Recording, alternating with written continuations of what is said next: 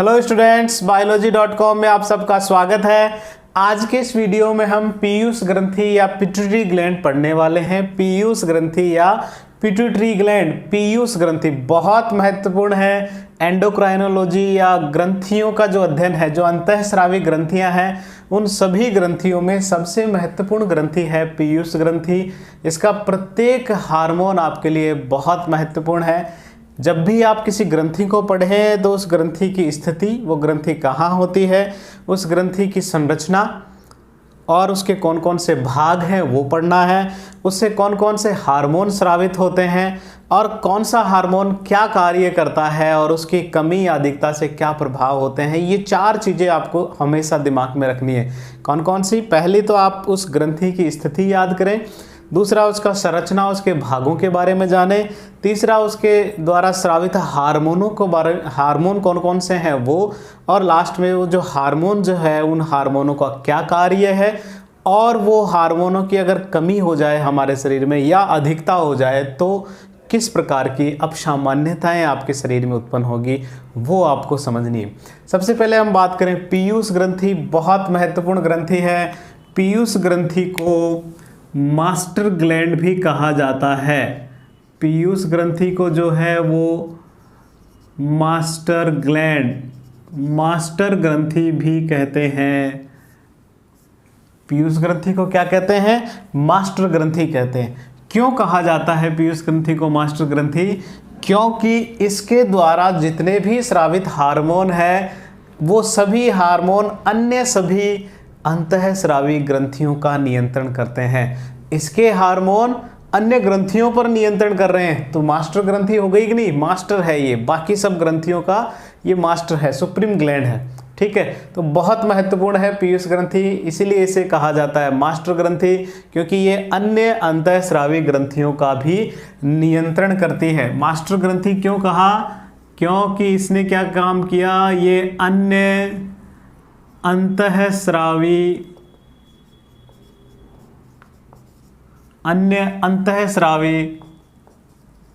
ग्रंथियों का नियंत्रण।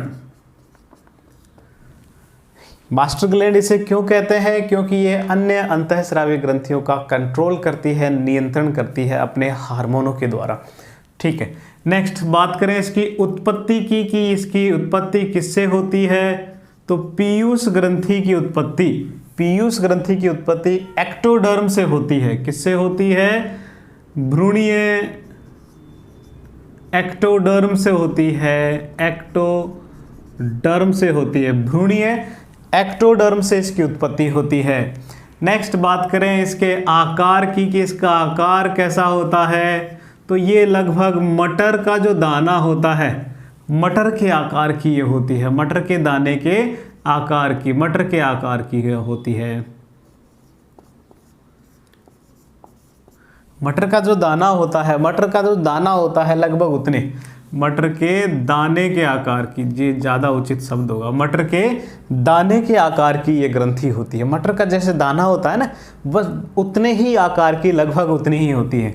इसका जो व्यास जो होता है, थोड़ा ये भी इम्पोर्टेंट नहीं है लेकिन आपको याद रखनी है, ये इसका लगभग 1.3 सेंटीमीटर व्यास होता है और इसमें वजन लगभग 0.5 ग्राम, लगभग आधा ग्राम इसमें वजन होता है। 0.5 ग्राम, आधे ग्राम का इसका वजन होता है लगभग।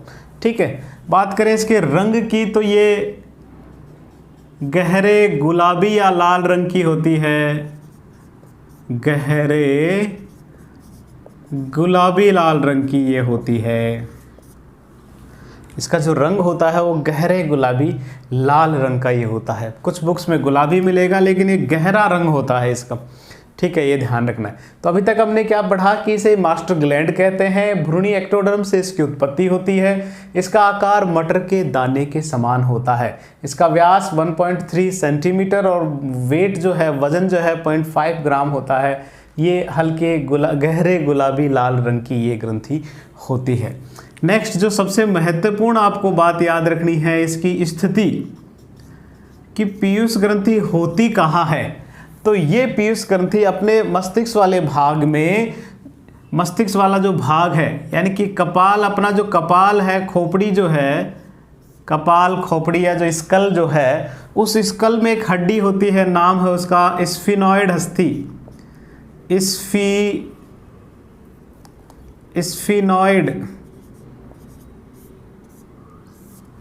स्फिनॉइड बोन एक पाई जाती है, स्फिनॉइड अस्थि। उस अस्थि जो है, उस अस्थि में क्या होता है, गर्त होता है, गड्ढा होता है अस्थि के। गर्त का नाम है सैला टर्सिका, बहुत महत्वपूर्ण है, सैला सैला टर्सिका। तो ये होती कहाँ है, पीयूष ग्रंथि, हमारा जो कपाल जो है, स्कल जो है, खोपड़ी जो है, उसकी स्फिनॉइड बोन, स्फिनॉइड अस्थि के सैला टर्सिका नामक गर्त में ये पाई जाती है। यानी कि अगर हम बात करें इसके स्ट्रक्चर की, अब इसका महत्वपूर्ण भाग हम समझने वाले हैं। तो ये कुछ इस तरह हाइपोथैलेमस के साथ जुड़ी हुई ये ग्रंथि होती है, हाइपोथैलेमस के साथ जुड़ी हुई ये ग्रंथि है।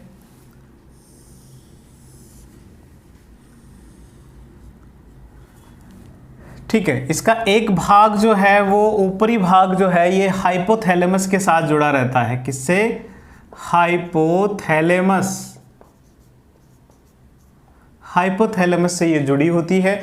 और किसकी सहायता से जुड़ी होती है? हाइपोथैलेमस से ये एक, जिसे पीयूष व्रंत या इनफंडिबुलम कहते हैं, उसकी सहायता से जुड़ी होती है। इनफंडिबुलम, या इसे हिंदी में पीयूष व्रंत कहते हैं। पीयूष व्रंत इसे कहते हैं। तो पीयूष ग्रंथि की खास बात यह है कि ये पीयूष ग्रंथि हाइपोथैलेमस से जुड़ी हुई होती है और किसकी सहायता से? पीयूष व्रंत या इनफंडिबुलम की सहायता से जुड़ी हुई होती है। और ये मटर का दाना लगभग देखो उसी आकार की नजर आ रही है। और ये एक बोन है, उस बोन के गर्त में होती है। इस तरह बोन, ये जो बोन अभी मैंने बनाई है, ये बोन है स्फिनॉइड बोन। ये जो अभी मैंने बनाया ये स्फिनॉइड बोन है, स्फिनॉइड बोन। इस स्फिनॉइड बोन में एक छोटा सा गर्त होता है। ये देखो, जैसे एक गड्ढा बना दिया मैंने, एक छोटा सा, सीधी सपाट ना होगी, उसमें थोड़ा कर्व बना हुआ है, गड्ढा बना हुआ है। इस गड्ढे को, ये जो गड्ढा है, इसी को सैला टर्सिका कहते हैं। सैला टर्सिका। ठीक है, तो इस हमारा जो कपाल है, जो स्कल है, उस स्कल में स्फिनॉइड बोन में एक गर्त होता है, गड्ढा होता है। उस गड्ढे का नाम है सैला टर्सिका। उस सैला टर्सिका नामक गर्त में पीयूष ग्रंथि स्थित होती है। ठीक है, और इसका ऊपरी भाग हाइपोथैलेमस से जुड़ा हुआ होता है इनफंडिबुलम की सहायता से। तो ये लाइन भी आप बहुत महत्वपूर्ण है, जो आपको याद रखनी है। ये ग्रंथि कहाँ? हाइपोथैलेमस से पीयूष व्रंत की सहायता से, पीयूष व्रंत की सहायता से जुड़ी हुई होती है। क्या होती है? पीयूष व्रंत की सहायता से हाइपोथैलेमस से ये ग्रंथि जुड़ी हुई होती है, पीयूष ग्रंथि।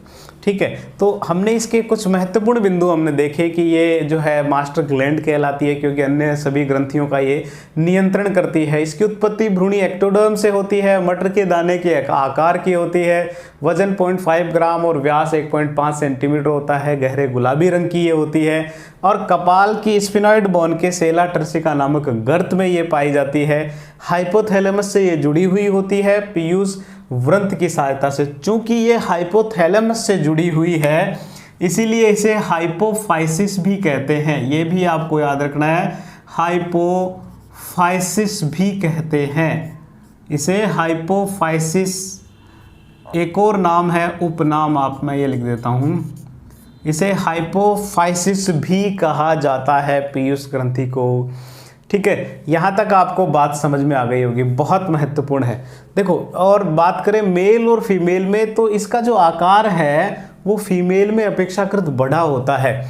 इसका अगर आकार की बात करें तो ये महिलाओं में या फीमेल में अपेक्षाकृत बड़ी होती है, अपेक्षाकृत बड़ी। यानी कि अगर मेल और फीमेल की पीयूष ग्रंथि में तुलना करें तो फीमेल में ये थोड़ी सी बड़ी होगी, बाकी सब जो है, बाकी इसके जितने भी फंक्शन है वो सारे ऐसे ही होंगे। तो ये सब बातें हमने पहले पीयूष ग्रंथि की पढ़ी। अब बात करते हैं इसके पार्ट्स की, इसके भागों की। तो पीयूष ग्रंथि का, जैसे कि मैं यहाँ चित्र में मैंने आपको डिनोट किया, पीयूष ग्रंथि जो है उसकी रचना और कार्य के आधार पे, ये जो इसके भागों का जो वर्णन है, इसे रचना, उसकी स्ट्रक्चर कैसी है और उसके कार्य के आधार पर, कार्य के आधार पर, पीयूष ग्रंथि की स्ट्रक्चर और उसका जो फंक्शन, कार्य क्या है, उस आधार पर पीयूष ग्रंथि को दो भागों में बांटते हैं। ये एक बड़ा भाग इधर दिख रहा है जो लगभग इसका 70% भाग बनाती है ये, और एक दूसरा ये जो है इसका लगभग 30% शेष भाग जो है वो ये बनाती है। तो यहाँ जो पहला भाग जो मैं ये दर्शा रहा हूँ ये कहलाता है एडिनो हाइपोफाइसिस। क्या कहलाता है? Adeno hypophysis, adeno hypophysis, adeno hypophysis कहलाता है।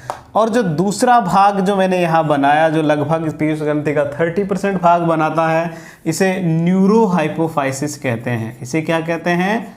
न्यूरो हाइपोफाइसिस, न्यूरो हाइपोफाइसिस कहते हैं, न्यूरो हाइपोफाइसिस। तो पीयूष ग्रंथि के दो महत्वपूर्ण भाग होते हैं उसकी रचना और कार्य के आधार पर, एक है एडिनो हाइपोफाइसिस और एक है न्यूरो हाइपोफाइसिस। एडिनो हाइपोफाइसिस और न्यूरो हाइपोफाइसिस। यहाँ तक का जो ये भाग है, ये यहाँ से लेकर ये जो है, ये जो लाइन बनाई है, यहाँ तक का भाग एडिनो हाइपोफाइसिस में आता है। एडिनो हाइपोफाइसिस है जो है उसके दो भाग और होते हैं। ये जो बड़ा भाग जो यहाँ नज़र आ रहा है ये, और एक ये जो छोटा सा भाग जो नज़र आ रहा है ये। तो इस तरह एडिनो हाइपोफाइसिस के दो भाग होते हैं। एक भाग है पार्स डिस्टेलिस, पार्स डिस्टेलिस, ये जो पार्ट है ये मैं PD लिख देता हूँ, पार्स डिस्टेलिस। ये जो बड़ा भाग है ये पार्स डिस्टेलिस है, पार्स डिस्टेलिस है। और ये जो छोटा सा भाग जो मैंने यहाँ इसे रेखांकित किया है, ये छोटा भाग पार्स इंटरमीडिया कहलाता है, parse intermedia, intermedia, parse intermedia कहलाता है, पार्स इंटरमीडिया, पार्स इंटरमीडिया कहलाता है। ठीक है, यहाँ तक बात आपको समझ में आ गई होगी। तो एडिनो हाइपोफाइसिस और न्यूरो हाइपोफाइसिस दो भाग होते हैं पीयूष ग्रंथि के। एडिनो हाइपोफाइसिस के भी दो भाग होते हैं, पार्स डिस्टेलिस और पार्स इंटरमीडिया। पार्स डिस्टेलिस तो बहुत बड़ा भाग है, इसका सबसे महत्वपूर्ण भाग यही है। ये लगभग ये पूरे 6 हार्मोनों का स्रावण करता है। अभी मैं यहाँ सारे आपको बताऊंगा। और ये जो पार्स इंटरमीडिया है, एक छोटा सा भाग जो वास्तव में एडिनो हाइपोफाइसिस और न्यूरो हाइपोफाइसिस के बीच में होता है, इसलिए इसे इंटरमीडिया कहा, इसलिए इसे पार्स इंटरमीडिया कहा। ये केवल एक हार्मोन सीक्रेट करता है। ठीक है, फिर बात करें पार्स, ये जो न्यूरो हाइपोफाइसिस है इसे पार्स नर्वोसा भी कहते हैं। जो न्यूरो हाइपोफाइसिस है इसे पार्स नर्वोसा, पार्स नर्वोसा भी कहते हैं। इसमें वास्तव में जो हार्मोन्स आते हैं, इसमें जो हार्मोन होते हैं वो हार्मोन वास्तव में हाइपोथैलेमस से सीक्रेट होते हैं। ये हाइपोथैलेमस हार्मोन जो सीक्रेट कर रहा है वो यहाँ आकर इकट्ठे होते हैं। हाइपोथैलेमस से स्रावित हार्मोन जो है वो न्यूरो हाइपोफाइसिस में आकर एकत्रित होते हैं। तो ये न्यूरो हाइपोफाइसिस वास्तव में पीयूष ग्रंथि का भाग है, लेकिन हार्मोन ये कोई खुद अपना कोई हार्मोन स्रावित नहीं करता, बल्कि हाइपोथैलेमस के हार्मोनों को संग्रहित करता है, स्टोर करता है, इकट्ठा करता है। यहाँ तक बात आपको समझ में आ गई होगी। ठीक है, अब बात करते हैं पार्स डिस्टेलिस और इंटरमीडिया द्वारा स्रावित हार्मोन। तो पार्स डिस्टेलिस जो होता है, उस पार्स डिस्टेलिस द्वारा 6 हार्मोनों का स्रावण होता है और पार्स इंटरमीडिया द्वारा 1 हार्मोन स्रावित होता है। और न्यूरोहाइपोफाइसिस खुद कोई स्रावित नहीं करता, लेकिन हाइपोथैलेमस के हार्मोनों को ये अपने आप यहाँ इकट्ठा रखता है। तो आपको सभी के अभी आपको नाम याद करने हैं। सबसे पहले बात करते हैं हम pars distalis. Pars distalis, pars distalis 6 हार्मोनों का सीक्रेशन करता है।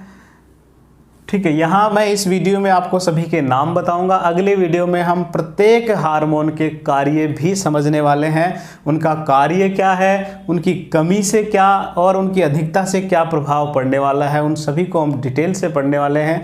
फिलहाल आपको उनके नाम और उनका पूरा नाम याद रखना है। सबसे पहला पार्स है, पार्स डिस्टेलिस के पार्ट्स की बात करें, उसका पहला हार्मोन है GH growth hormone, GH growth hormone. दूसरा हार्मोन है FSH, दूसरा हार्मोन है FSH follicle stimulating hormone, follicle stimulating hormone. तीसरा हार्मोन है LH luteinizing hormone, LH luteinizing hormone, LH luteinizing hormone. तीसरा है TSH, चौथा TSH thyroid stimulating hormone, thyroid stimulating hormone, TSH thyroid stimulating hormone. Next है prolactin, जिसे short में PRL कहते हैं। प्रोलैक्टिन, प्रोलैक्टिन पिछले वीडियो में हमने जब दुग्ध लैक्टेशन पढ़ा था, उसमें हमने प्रोलैक्टिन का फंक्शन भी पढ़ा कि कैसे ये मिल्क सिंथेसिस, दूध निर्माण में ये सहायता करता है प्रोलैक्टिन। ठीक है, तो क्या क्या देखे हमने, 6 हार्मोन है इसके महत्वपूर्ण, अच्छी तरीके से इन्हें याद रखना है। Growth hormone, follicle stimulating hormone, luteinizing hormone, इन दोनों को FSH और LH को सम्मिलित रूप से गोनेडोट्रोपिन्स कहते हैं। FSH और LH को गोनेडोट्रोपिन्स कहते हैं, क्योंकि ये गोनाड्स यानी कि हमारे जो लिंग है, मादा जननांग और नर जननांगों पर नियंत्रण करने वाले होते हैं। ठीक है, यानी कि मादा जनन तंत्र और नर जनन तंत्र, इन दोनों पर ये कंट्रोल करते हैं। नेक्स्ट है TSH thyroid stimulating hormone, thyroid stimulating hormone. और एक है प्रोलैक्टिन हार्मोन, प्रोलैक्टिन हार्मोन। इसके बाद जो अगला हार्मोन, जो छठा हार्मोन है, वो है ACTH adrenocorticotropic hormone, adrenal ग्रंथि के कॉर्टेक्स भाग को प्रेरित करने वाला adrenocorticotropic hormone, adrenocorticotropic hormone, adrenocorticotropic hormone. ठीक है, तो इस तरह पार्स डिस्टेलिस जो है वो 6 हार्मोन्स का सिक्रेशन करता है, GH, FSH, LH, TSH, prolactin और ACTH एड्रीनो कॉर्टिकोट्रोपिक हार्मोन। ठीक है, ये तो है पार्स डिस्टेलिस के। नेक्स्ट इसका जो एडिनोहाइपोफाइसिस का ही दूसरा भाग है पार्स इंटरमीडिया, पार्स इंटरमीडिया।